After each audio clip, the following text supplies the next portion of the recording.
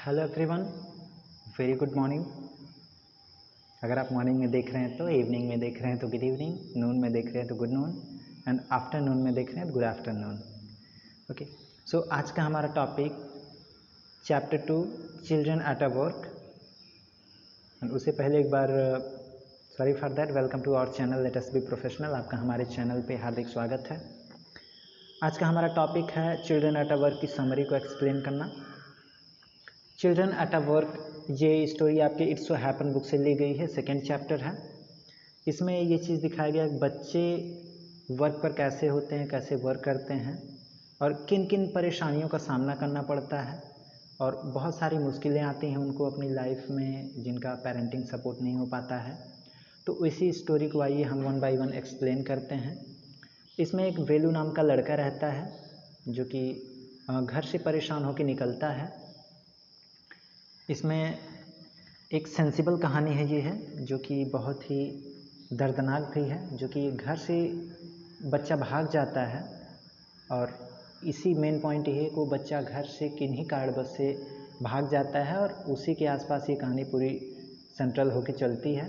बेलू नाम का इस लड़का है जो कि अभी मात्र सिर्फ और सिर्फ 11 साल का होता है और उसके पिता एक ड्रिंकर होते हैं, बूज़र, जिसे हम शराबी कहते हैं, या बूज़र को हिंदी में अगर एग्जैक्ट मीनिंग की बात करें तो पियक्कड़ कहा जाता है, इट मीन्स शराबी जिसे कहते हैं। तो उनके पिता क्या होते हैं इस वेलू के, ये इसको और इसके बहन को मारते हैं। उन सब से ये परेशान होकर, और ये जो कुछ भी पैसे कमाए रहता है वेलू, ये छीन भी लेते हैं और उसे अपने ड्रिंकिंग कर लेते हैं। उससे परेशान होकर एक दिन वेलू क्या करता है, भागने का डिसीज़न लेता है कि मैं घर पे नहीं रहूँगा और यहाँ से कहीं बहुत दूर भाग जाऊँगा। वह क्या करता है कि एक दिन पूरा, जो कि तमिलनाडु की अभी कहानी है, वहाँ पे जाता है। कन्नूर नाम का एक डिस्ट्रिक्ट है, वहाँ पे सिटी है, वहाँ पे पूरे दिन भर एक टहलता है। और उसके बाद कन्याकुमारी एक्सप्रेस, जो कि चेन्नई में कन्याकुमारी में जो रेलवे स्टेशन पे जाता है, कन्याकुमारी एक्सप्रेस में सवार होता है और निकल जाता है। अब कन्याकुमारी एक्सप्रेस जो थी उन्हें चेन्नई सेंट्रल लेके आती है। चेन्नई सेंट्रल यानी एक जगह होती है चेन्नई का जो कि मेन सिटी है, वहाँ पे लेके जाती है। अब चेन्नई सेंट्रल में क्या होता है, क्योंकि स्टेशन बहुत बड़ा होता है, वो काफ़ी बड़ा स्टेशन आप अपने स्क्रीन पे देख पा रहे हैं, ये तो सिर्फ स्टेशन है।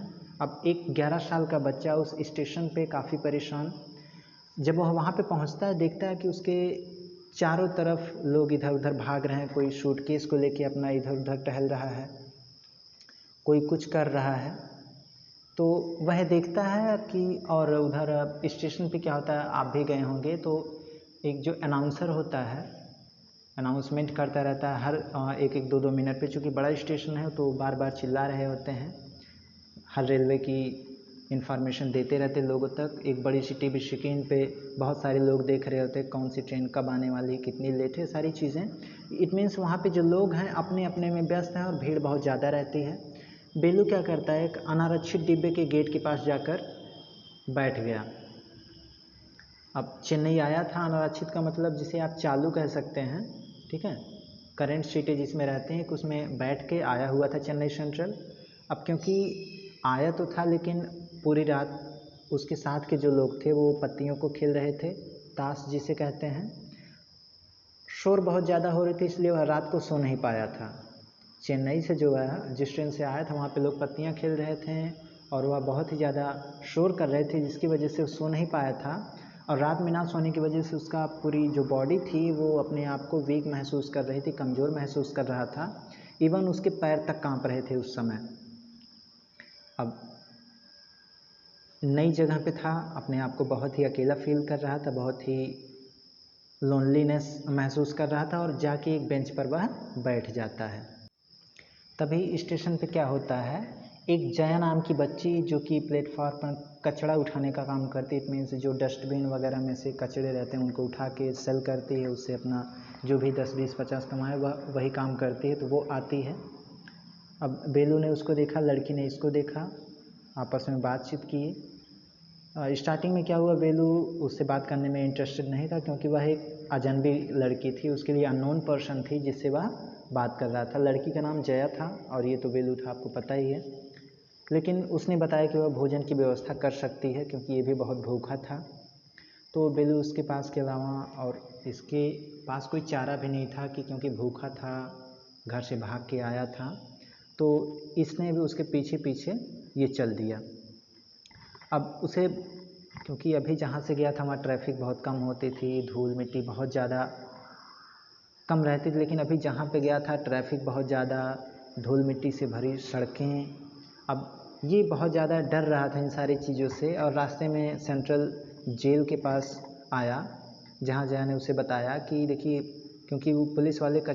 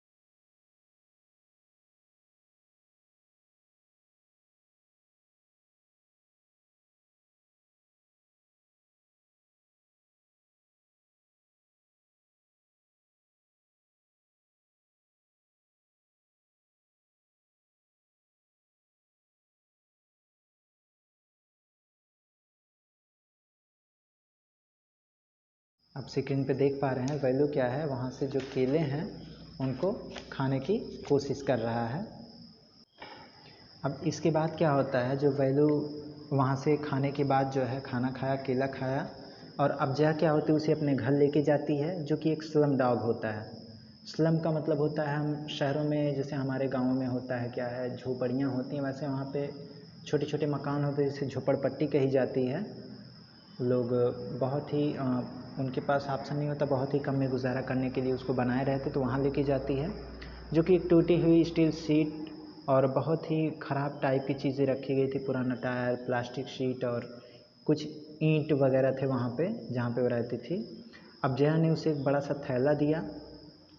जया क्या करती है, एक बड़ा सा उसे थैला देती है और उसे अपनी मदद के लिए कहती है कि आप मेरी हेल्प करिए। अब बैलू इस बात को लेकर काफ़ी उत्सुक था, ठीक है। बैलू जो है एक्साइटेड था, तो उसने जया जो बेकार सामग्री क्यों इकट्ठा करती है इस चीज़ को जानने के लिए, तो जया ने समझाया कि देखिए वो उसे कबाड़ी वाले को, जो स्क्रैपर होते हैं यानी कबाड़ा रखते हैं, या उसे कबाड़ी वाले को ले जाके बेच देगी। कबाड़ी वाले इसे फैक्ट्री में भेजता है जहाँ से इन प्लास्टिक से नए नए सामान बनाए जाते हैं, प्लास्टिक, लोहा, जो भी चीज़ें होती हैं उससे नए सामान बनाए जाते हैं। और वेलू कचरा बीनने वाली नौकरी से लेकिन खुश नहीं था, और लेकिन मजबूरी इसके पास ये थी और कोई ऑप्शन भी नहीं था, गांव से भाग के आया था। तो उसने तय किया कि अगर उसे दूसरी नौकरी मिल गई तो वह उसी समय यह गंदा काम को छोड़ देगा, लेकिन जब तक कोई काम नहीं मिल रहा तब तक उसके पास मजबूरी है, वह इस काम को करेगा।